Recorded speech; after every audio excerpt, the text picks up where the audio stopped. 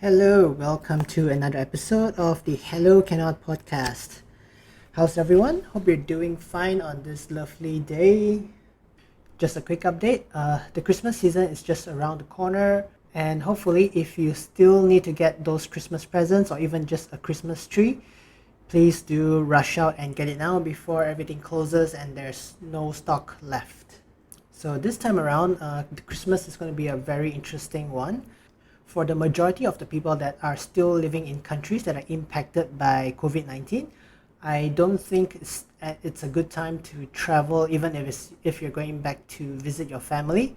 I think just hold on to that plan. Next year will come once we have all the vaccines and you can reunite with your parents, your family once more.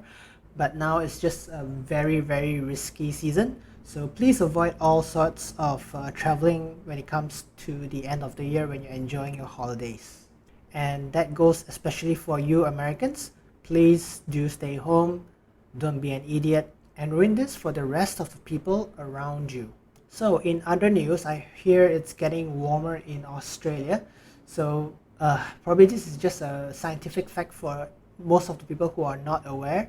December is usually a very, very precious season. It's a season of winter, only for countries that are situated towards closer to the northern hemisphere.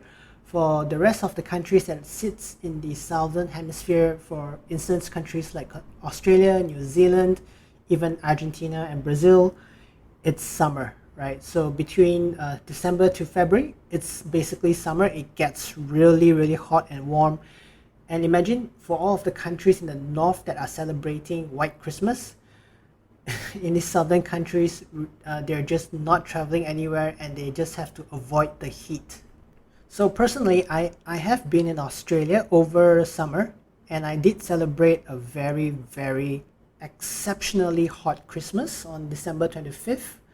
This was 10 years ago, and with the global climate change that's happening, global warming, I think it's probably warmer now, and usually for people who are studying in Australia or even New Zealand, the graduation ceremony usually occurs right in the middle of December.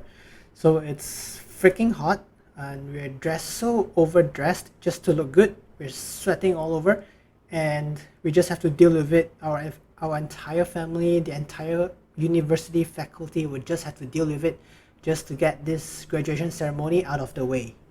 So I don't really pity anyone who needs to go through that heat, but for the rest of the fortunate countries up in the north, I hope you're enjoying your snow, enjoying your Christmas, because at this time of year, Santa does not go to the south. Oh, and just a quick fun fact, I'm not sure if every country in the south does this, but basically in Australia, we do celebrate Christmas in July. It's the best time of the year, and of course, being Australians, they like to do it different from the rest of the world.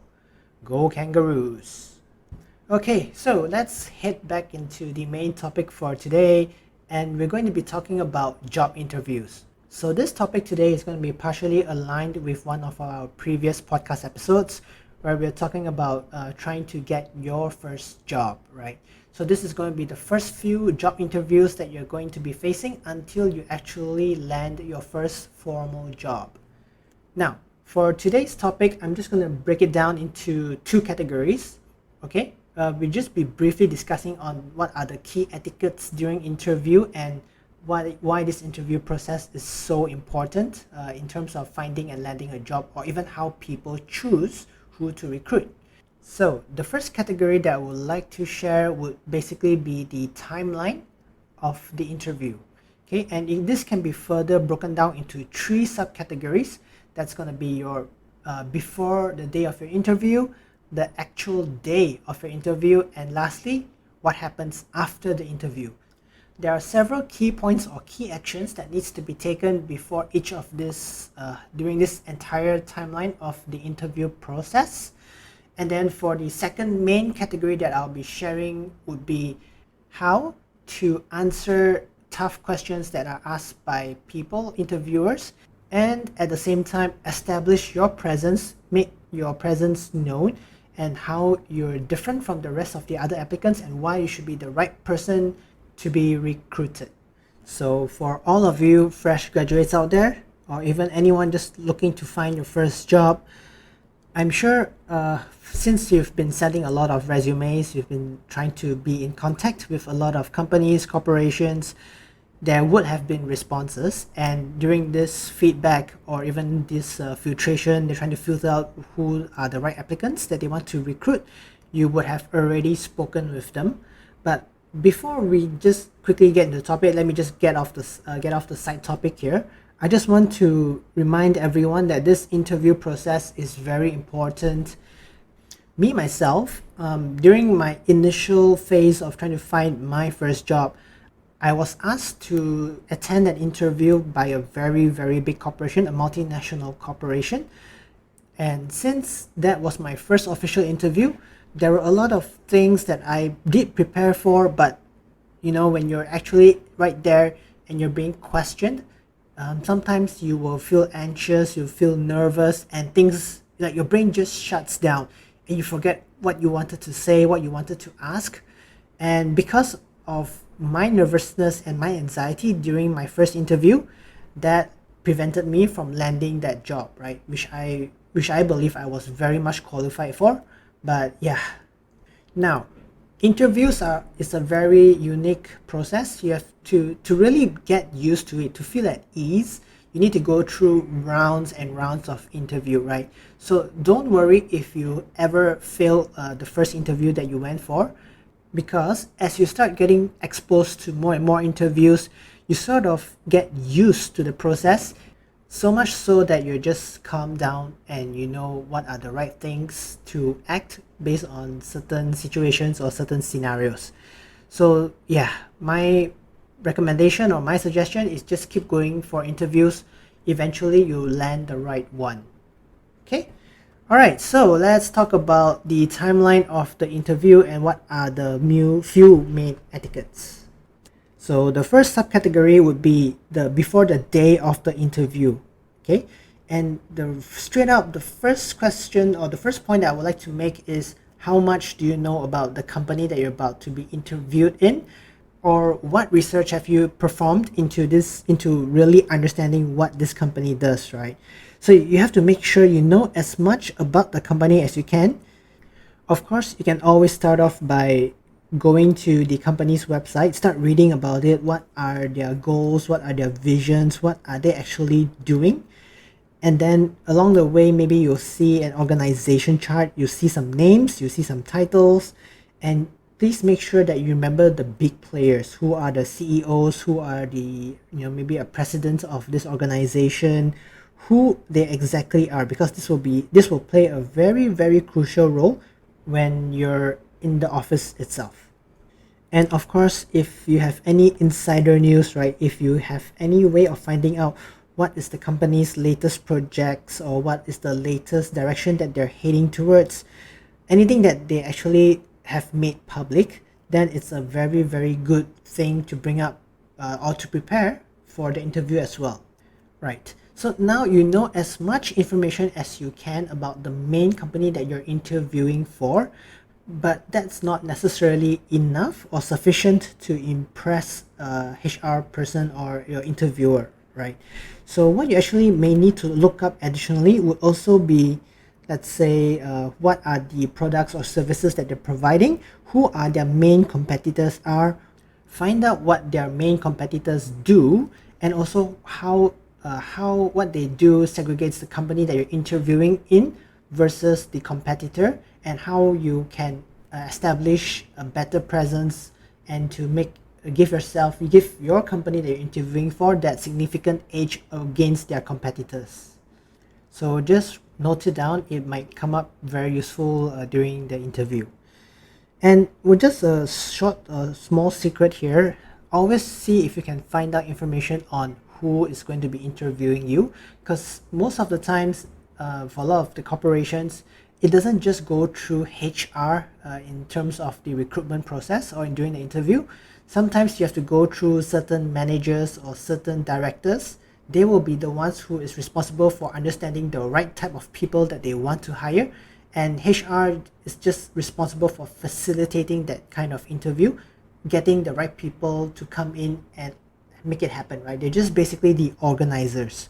So finding out who is going to be your interviewer is going to be key, because people are emotionally driven, right? So we're always constantly looking for a very good connection. People like to work with people that they have very good connections with. So this is definitely a very important factor. You want to know how you can establish that amazing connection with your interviewer. Perhaps you may share something in common, right? Same hobby or a same interest towards a show, a specific music genre, or even any kind of sports that both of you may share in common. Even better if that person actually went to the exact same school as you, so you can bring up memories of the past of how, maybe that teacher was teaching, what were the classes like, and how was the school environment back then. Now, one more thing that you can actually do before the interview is just quickly visualize how you think the job interview will go. Okay, so you can probably do some dry runs with yourself in front of the mirror, or you can get maybe your best friend or someone that you're close with to just go through the questions and see how you can actually answer them. So this actually, I believe, takes away some of the anxiety and the stress and the nervousness during an actual interview. It's going to boost your confidence in terms of answering questions, and it might remove some of the fear you have towards the interview. Now, on the same line of planning or sort of preparing yourself for the visualization of the interview, what I will also recommend is try to give yourself a number, a salary range that you can bring forth for discussion during the actual interview. So this one requires some additional analysis, because various industries or even various corporations, they have a different salary range that they can offer, salary package that they think is suitable for people within that industry. So let's say if you're looking for a job as an engineer, if basically the average salary of a fresh graduate engineer is going to cost $3,000 a month. So make sure that you're pricing yourself somewhere around that range. You don't go too low or you don't go too high. Figure out what your actual value is and try to keep that as relevant to the average salary as much as possible. Yep, so this is basically one step that prevents you from being an underpaid staff based on the amount of work that you're expected to do. Now, let's move on to the actual day of the interview. Hopefully you've slept well, because this is very, very crucial. The more sleep you get, the less nervous that you become, and the less anxiety you will have. If you're so worried about the interview that you lose sleep over it, you're just not going to have a very good time at the actual interview itself. Okay, so maybe take some cough mixture, some cough solution, just to knock yourself out and get some good rest. Okay, on the actual day of the interview, the most important thing is to really dress up and make sure you dress in not to say formal attire, but dress as if you're already working there. Okay, so you don't want to be too formal or too casual, because that can raise some red flags, right, for an employer or whoever's interviewing you. So let me just share some quotes based on some of the recruiters from big corporations on what was their favorite interviewee. Okay, One woman came in wearing flip-flops. Another came in with a Birkin bag and Chanel shoes. It made me wonder if she even needed a job. so yeah, apparel is very important because it gives the first impression, and that's the thing that you want to score the most. Okay, now never walk into any interview empty-handed. This usually shows bad faith, and that you might be either overconfident or you're underprepared for the interview. Always bring stuff like a notepad, a pen, and even, if possible, an additional copy of your resume, just in case your interviewer did not have the chance to take a look at your resume and requires just a quick look into it. Now, you're dressed well, you have brought the stuff that you need, your resume, your pen, your bags, and now the HR personnel is bringing you into the interview room. Okay, as soon as your interviewer shows up, or even just speaking to the HR personnel that led you there, always give them a compliment. This shows good manners and that you're ready to establish a social connection with them. These compliments basically serve as a very good initial impression, and of course it will help you stand out in your interviewer's memory. Now, having said all of that, please just remember that this person is not your friend. No matter how casual the interviewer is, please just stay professional. That means, don't overshare, don't gossip, or don't complain about former bosses or jobs. And of course, a big no, please do not swear. Okay? Hello? Cannot laugh. Of course, you're looking for a job, right? And you just don't want to ruin the impression, the good impression that you gave and everything that you prepared for. So please try to stick to the side of formality as much as you can. Now, let all of the questions begin. So I'll just briefly skip over all of these questions that are going to be asked by the interviewer, because this is going to be addressed in my second main category, which is asking and answering the tough questions during interview. Let me just quickly move on to after the interview, what happens. Alright. Now, you've already gone through the entire process of the interview. You're just about to take your leave and head back home, essentially. Always remember, step one after the interview is to thank everyone personally. The interviewer, the HR person that brought you around, and just probably check how long it will take before they get back to you. This information is very important and we will use it later. Now, once you head back home and you actually, you get the chance to sit in front of your laptop or computer, straight away drop an email to everyone that was involved in your interview, right? This shows genuine appreciation for the people that helped, with your interview process, and it might just quickly change the perception of someone towards you from maybe That candidate that was here just the other day? to Oh my god, isn't she awesome? plus. Sometimes if you do not send a thank you note, it can actually turn off a prospective employer. Okay, so that is email number one, the thank you email. Now remember the number of days before they get back to you, that actually comes into play now. Assuming, let's give it a week, right? And after a week, if you have not heard from them, try to send up a follow-up email. Check and see what is the status of your application and whether they did try to reach you but they were not able to, or if there were any unfortunate circumstances that prevented them from reaching out to you. And even if you don't get a job, right, or you get the job that you're looking for or interviewed for, try to acknowledge via email that you appreciate the opportunity to be considered. So that kind of professionalism usually speaks volumes, and if you're a strong contender, maybe they will keep you for the next available position that comes up. Okay, now let's take a short break before we move on to the second main category, and that would be asking and answering the tough questions during an interview.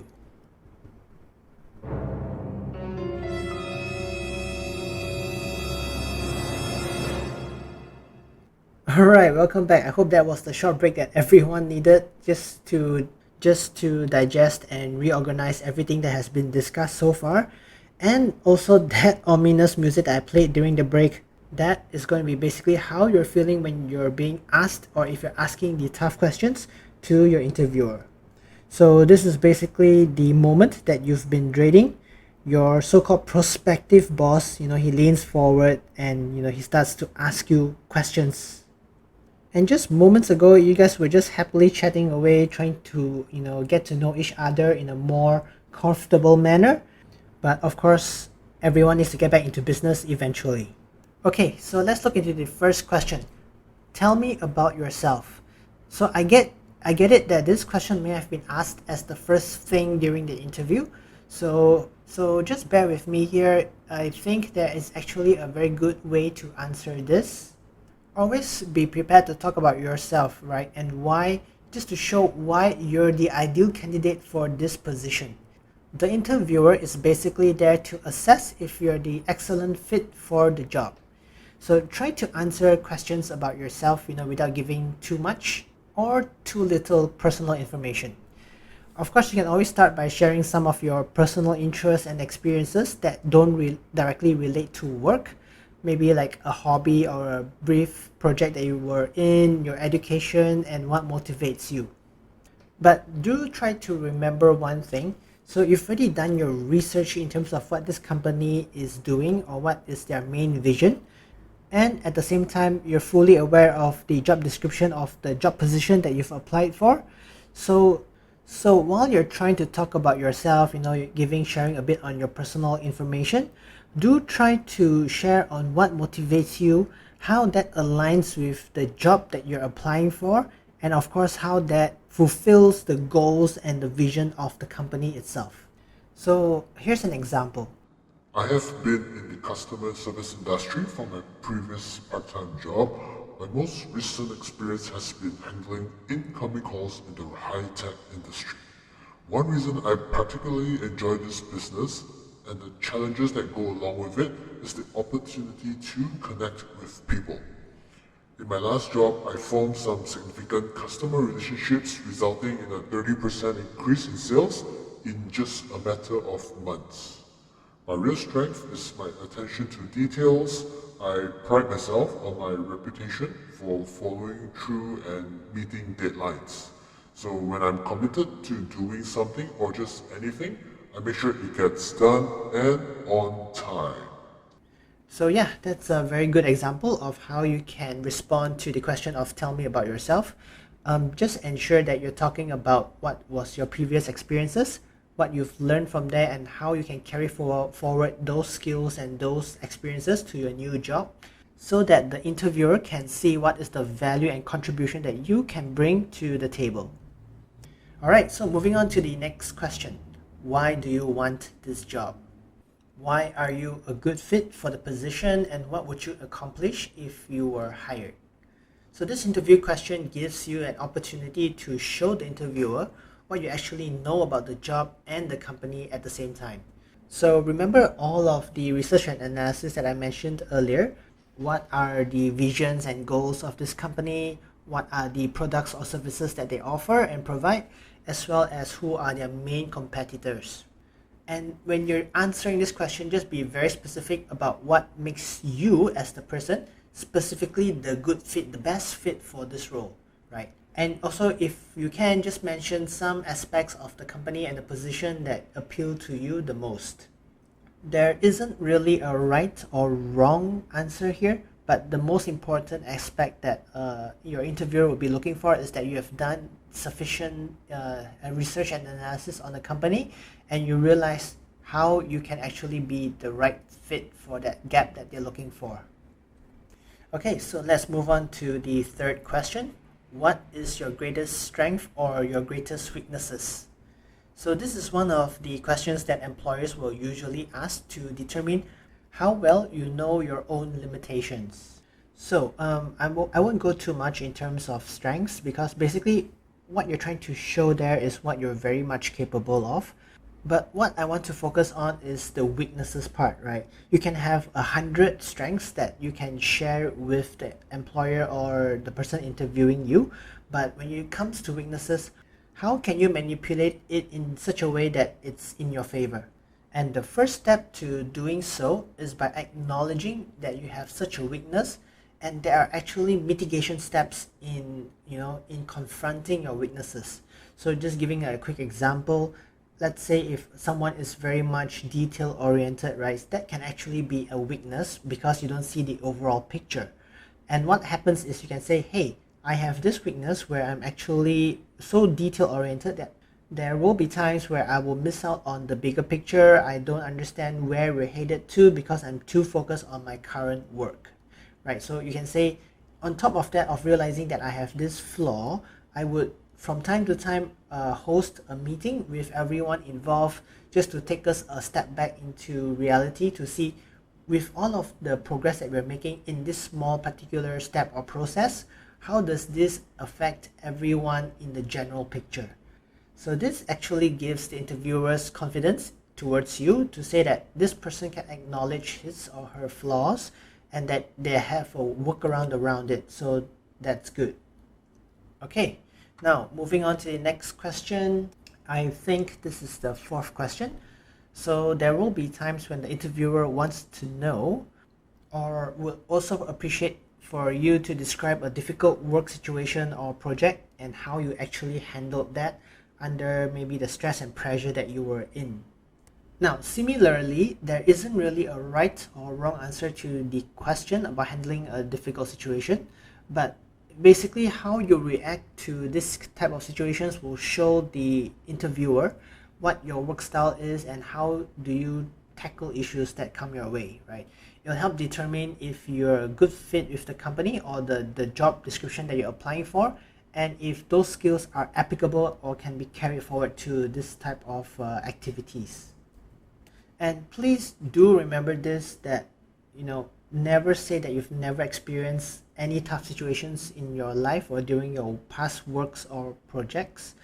Do not claim that you've never experienced stress or pressure, because that's a very bad sign. Everyone should have at least experienced it at some point in their life, but try to formulate your answer in a way that acknowledges the workplace stress and explain how you overcome it, to use it to your own advantage. So here's a good example. In my previous project, I was actually grouped with two other strangers for the assignment. However, along the way, we found that we're not actually a very good clique. Everyone has their own set of ideas and perception. And we realized that everyone was heading towards a different goal, a different achievement that they're looking for.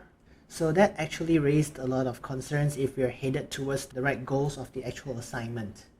And we only discovered this issue when we were halfway through the entire duration of the assignment.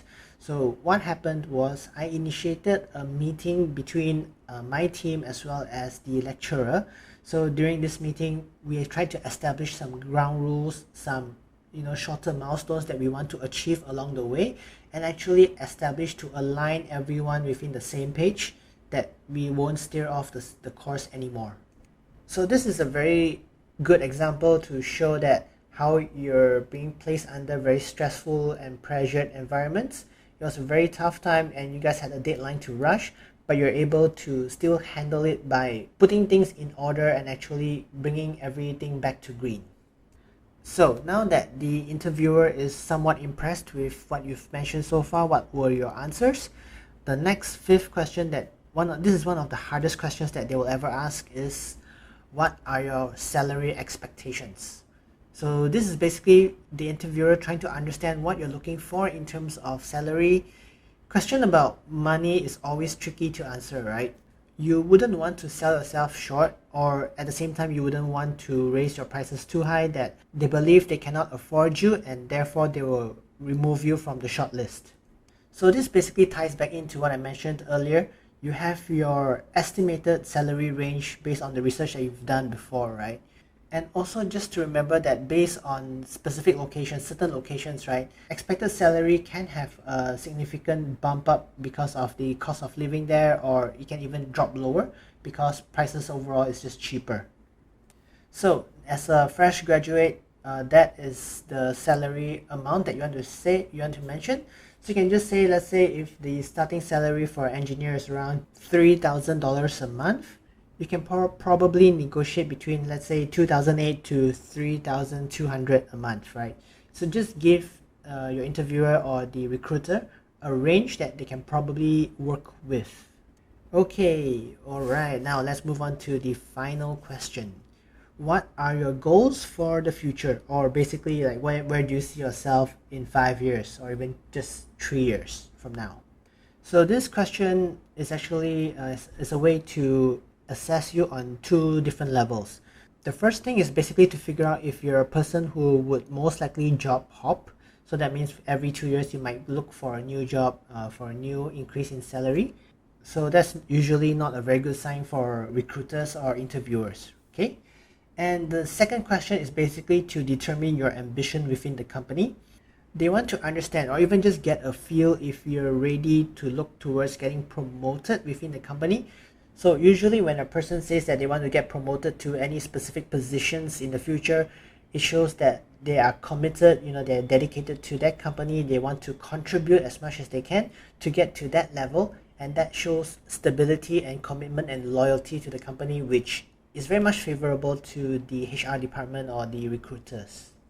So you can always give example like, I'm someone who likes stability. My goal is to find a job that I can hold long term with a local company, becoming a valued employee as I gradually advance to positions of increasing authority and responsibility. My long term goal is to maybe eventually become a branch manager after, when I've proven my competency towards my job in customer service and probably team leadership. okay, so there you have it. 6 main questions that are commonly asked by the recruiters. So now you have a rough idea on what is expected from your personal answer to them and how you can actually, prepare everything in advance before going to the interview and, preventing yourself from collapsing during the actual interview process. Now, I'm just going to share one main question that you can actually ask from your side to the interviewer. And I think this is one of a very important question that usually gets lost along the way. And your question for the interviewer would be, can I take a look at your office? Okay, this is very important because if they're open up to bringing you around the office, it usually gives you a glimpse of what the culture is like, how people interact with each other, what are the facilities and what are the kind of equipment that they have. So this can segregate between what a good company and what a not so well performing company will be. And as you're touring around the office, when you see all of these minor intricacies, maybe you think that either it's going to make or break your decision in terms of working there. So there are a lot of hidden aspects of this kind of work environments that you want to figure out as soon as possible, because if you're going to be there in the long term, in the long run, you don't want to be involved in any kind of toxic connections or relationships with your co-workers or your bosses. So you want to ensure that everything that is what you're looking for and you're okay with being there. Yep. Okay. So pretty much that's the end of today's podcast episode. We've overran by 2 minutes. So I understand there's definitely going to be more questions asked during the interviews. If you would like to know more on how to answer these additional questions, right, please do leave us a comment on Hello Canal Podcast either on Instagram or YouTube. So I can address any of those concerns. And if I can bring someone, a friend, maybe who works in HR, maybe he or she can help me answer some questions that you may have. Okay, until the next Hello Cannot podcast episode, please take care, stay safe, and have a good day.